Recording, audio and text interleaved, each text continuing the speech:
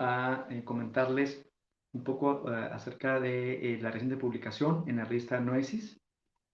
Esta publicación en coautoría con el doctor Manuel Zambrano y la doctora Ana Elena González Guzmán lleva por título Medición de impactos socioeconómicos en estudios ambientales, una aproximación metodológica.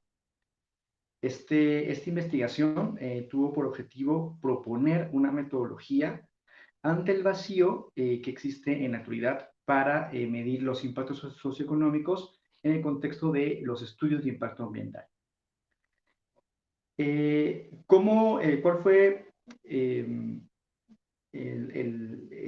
cómo nació esta investigación? ¿Cuál fue la motivación de la investigación? La motivación fue lo siguiente.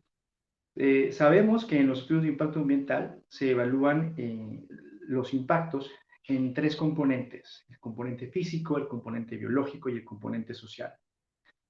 En el componente físico y biológico sabemos que existen diferentes y distintos parámetros para poder evaluar si los impactos son bajos, medios o altos. Por ejemplo, cuando hablamos del impacto sobre la calidad del aire, sabemos que existen estándares de calidad ambiental que indicarían si un impacto es bajo, medio o alto en cuestión de, por ejemplo, material particulado. Lo mismo cuando hablamos de la calidad del agua, ¿no? Existen límites máximos permisibles.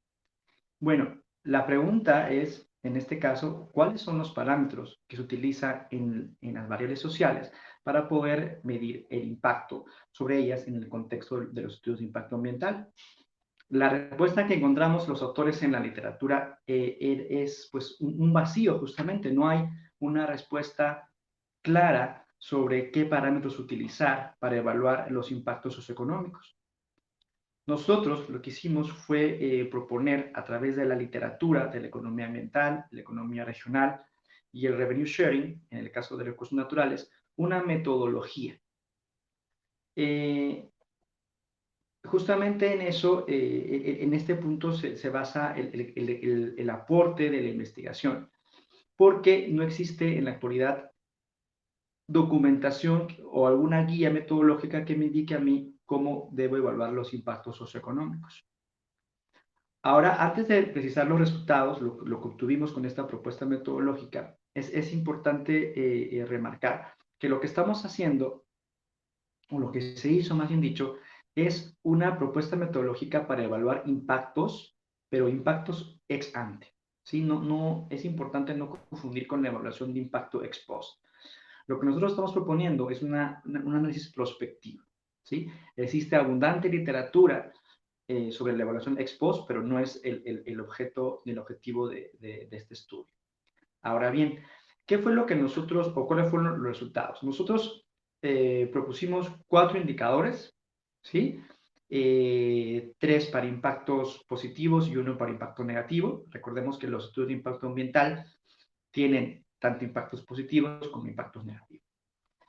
Los impactos negativos que nosotros propusimos fue el impacto sobre el empleo directo, el impacto sobre los ingresos del empleo directo y el impacto sobre las transferencias intergubernamentales.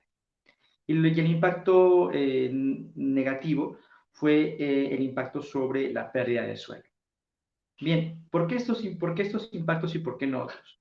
Porque son los impactos que más se repiten cuando uno realiza un estudio de impacto ambiental, ¿sí? Sea que el estudio se haga para el sector extractivo u otro sector, son los impactos que más se repiten, ¿sí? Cuando queremos, por ejemplo, construir un hospital, siempre va a haber una pérdida de espacio y siempre va a haber generación de empleo. Cuando queremos extraer recursos minerales, siempre va a haber pérdida de espacio. En este caso, la evidencia nos dice que pérdida de espacio agrícola y siempre va a haber generación de empleo. Entonces decidimos utilizar analizar estos 4 impactos y proponerlos como indicador. Bien, la metodología que se utilizó fue tratar de emular lo que sucede en la parte física y biológica. En la parte física y biológica, como le dije al comienzo de este video, tenemos un impacto sobre el aire, un impacto sobre el agua, pero tenemos el impacto y su parámetro. En el caso social no existe. Lo que nosotros hemos hecho es esa propuesta justamente. Entonces creamos un impacto, digamos, el impacto para el empleo y su respectivo parámetro. ¿Cómo medimos, cómo sabemos si el impacto de un proyecto extractivo sobre el empleo es alto, medio, bajo o es muy alto? Bueno, es relativo, porque estamos hablando de variables sociales. Pero lo que hicimos primero es crear un parámetro, ¿sí? Y luego del parámetro ya creamos el indicador, propiamente dicho. Por ejemplo, en el caso de las transferencias intergubernamentales, donde se habla del revenue sharing, el parámetro que utilizamos fue los ingresos propios o el ratio de ingresos propios de los gobiernos locales. ¿Y cuál fue el valor, el indicador? Fue justamente la relación que existe entre las transferencias intergubernamentales y los ingresos totales de ese municipio o localidad. Entonces, ya tenemos un indicador, tenemos un parámetro, ya podemos comparar. De esa manera se logró estos 4 indicadores que les menciono: el empleo directo, ingresos por empleo directo, transferencias intergubernamentales y pérdida de sueldo. Finalmente concluimos de que, si bien es cierto, no tomamos todos los impactos que pueden insertarse en un estudio de impacto ambiental, eso será tarea de próximas investigaciones, y también, dado que este estudio nos permite acortar esta brecha entre lo subjetivo y lo objetivo en un estudio de impacto ambiental, es necesario abordar estas variables a través de otras teorías, ¿no? Como por ejemplo la teoría de la economía ecológica o la teoría de la economía del comportamiento.